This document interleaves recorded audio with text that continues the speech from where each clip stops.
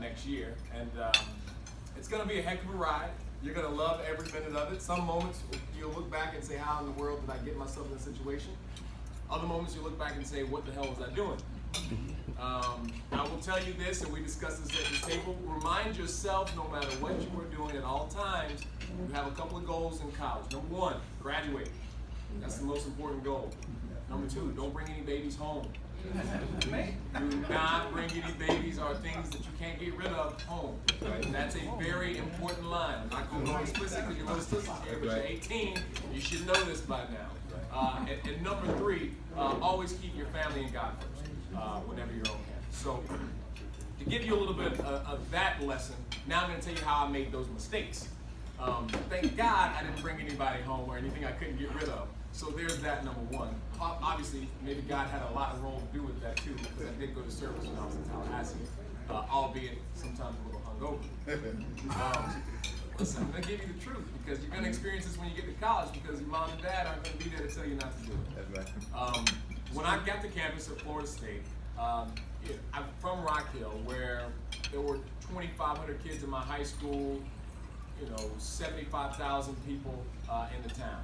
You get to Florida State, and there's 40,000 people on campus. You are in a city in itself just by being at a university that's that large. And I'm not sure where you all are going, but if you're going to a large university or even a small university, because you got to remember, FAMU, much smaller university, is across the street from Florida State. So you're still getting that big college vibe no matter where you go in that city. But the mistakes that I made almost immediately, number one, I lived off campus. My cousin was a senior at Florida State, so I was a freshman who lived in the townhouse with her. I had a car, so I thought I was on top of the world. I got a car, I live on campus, girl. I get all these things that are going for me. But I told Brother Ty a little bit ago, I just paid off one of my student loans. I've been out of college since 2007, and I still got one more to go. And it's by no undoing that the loans that I've now paid off cover my education. The loan that I'm still paying for covered a motorcycle that I purchased when I was in college. If I could look back, I'm paying for something that I haven't even been on the back of in 10, 12 years. So you make these mistakes, but you need to, I'm trying to give you the knowledge, don't make them as crucial. And that's not the worst thing that could ever happen to me, because I love that bike, and it played very well on the set. But it's not something that I necessarily needed when I was in college, and I'm still now paying for that as part of it. Y'all know the set? Y'all know the set. But in Tallahassee, I go on campus. I'm a freshman. I got a motorcycle. I've got a car. I live off campus. I got a couple of dollars in my pocket. But I'm paying out-of-state tuition, so I'm getting these huge student loans. And then I start working at Chick-fil-A because I need to start making ends meet in other ways so I can keep eating. Obviously, you eat there, but then you get a couple of dollars in your pockets. My last 2.5 years, I was paying in-state tuition. So at that point, I started paying all my tuition out of pocket. So I would write the check and just pay it right then and there. So I am literally paying student loans back from 2 years of college.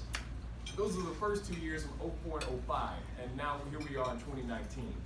So I'll tell you this, don't go in college and get yourself into a whole bunch of debt. There's going to be a guy standing out there with a free pizza box and tell you, if you fill out this credit card application, I'll give you a free pizza. Don't do it. And if you do it, give them the wrong social security number, the thing will never show up in the mail, you can get the free pizza. Switch to the middle two, because I'm going to ask you what it is. Give you a little tip. I learned how to eat, brother. I learned how to eat. And I kept that lesson.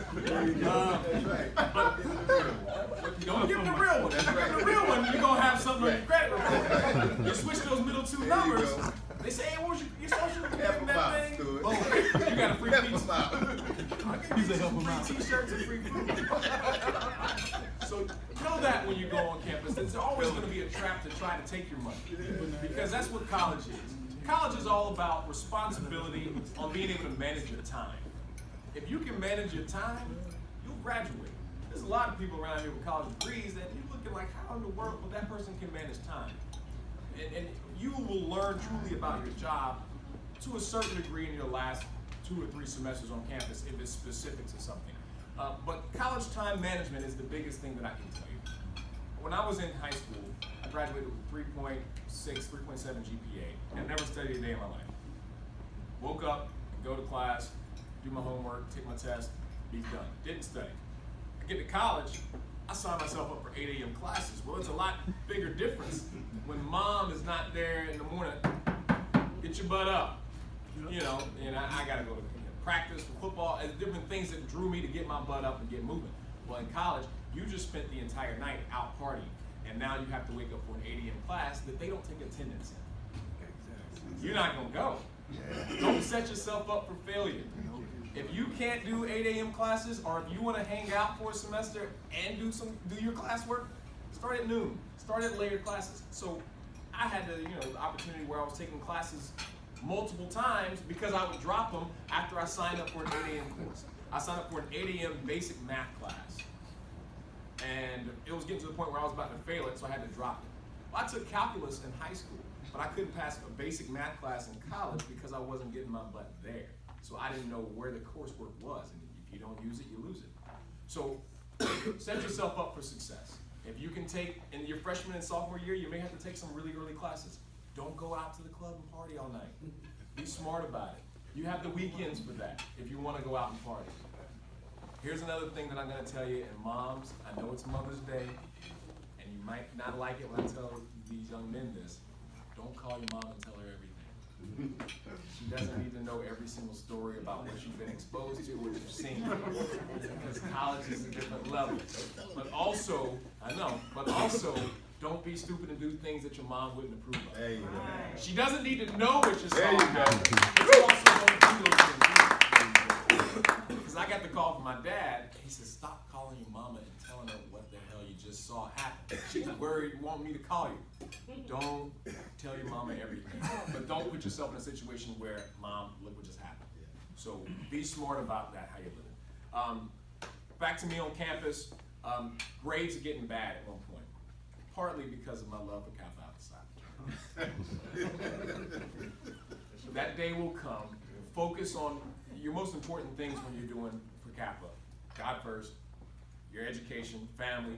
Those are important things that you need to concentrate while you're also participating if you do join Kappa Alpha Psi fraternity. So make sure that you concentrate on your grades the entire time, because if you don't have good grades, Kappa don't want you anyway.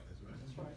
And I got to the point where I had to go in and have that hard conversation with the person who would have been my dean of pledges and say, my GPA is 1.7. And he said, brother, your GPA can't get you into this house. I said, well, this house is why my GPA is 1.7. So remember why you were on campus to begin with anyway. So, I had to buckle down once I got to those levels, talk to the dean, get allowed back into school, at which point, I spent all my time in the library truly studying to get myself out of campus. And all the things that I've learned in school, for the most part, I don't use them day to day. It's not things that taught me how to become a better journalist or news anchor, the writing, of course, but it taught me how to become a better person. And as you said, the responsibilities that get thrown on you all at once. Because it's night and day. When your parents drop you off to the time that you are in true control of your life, it happens that quickly. My dad dropped me off, I'll never forget it. He dropped me off on a Friday morning. We got to Tallahassee, we drove his truck down, my stuff was on it, packed away. We unload, we go buy some things that I need, and he's like, all right, I'm leaving in 2 hours. We just got here today, so I gotta go. You got it. And so I got a little 1-day crash course of, here's your stuff, help you move it. I'm gonna leave after I lay down for 2 hours. And my dad calls me up as soon as he leaves. I said, what's up? You tired? You wanna come back and rest for a little bit longer? No. I'm driving down the street and this McDonald's, it's 2 in the morning. This McDonald's has about 500 people in the parking lot. What is going on? They having a sale at McDonald's? I was a stupid kid who didn't know anything. I'm like, what the hell is everybody from McDonald's for? It's outside the nightclub. People come to college to party. Don't get yourself stuck in that window. So when you get to college campus, I'll tell you this. Focus on why you're there. Pray first. Aim high. Stay focused. I think some of you young men have heard me say this before. But those are words to live by. Literally pray before you do any decision that you're about to make. My grandma told me before I left, always always imagine that I'm over your shoulder before you do something stupid. Still did some stupid stuff that grandma probably wouldn't be proud of, but I at least survived. Aim high. Whatever your goals are, and they may change between now and the time that you graduate, your career goals, your personal goals, aim high. Don't ever let anybody tell you you can't hit that next star. And stay focused on whatever that goal is. Every single day when you wake up in the morning, walking out to campus, walking out to your car, walking to take a test, whatever it may be, stay focused on what your ultimate goal is. And don't let the distractions, because they will be there, don't let the distractions overtake your life. So I know you young men, you 3 seniors, where are you? You raise your hands. I know you young men will do wonderful things when you get to college next year. Stay focused on what you're there for. Call your mama every day. Just don't tell her everything. Thanks so much, and I look forward to joining you guys when you get to cross those burning sands hopefully one day as well. Thank you so much.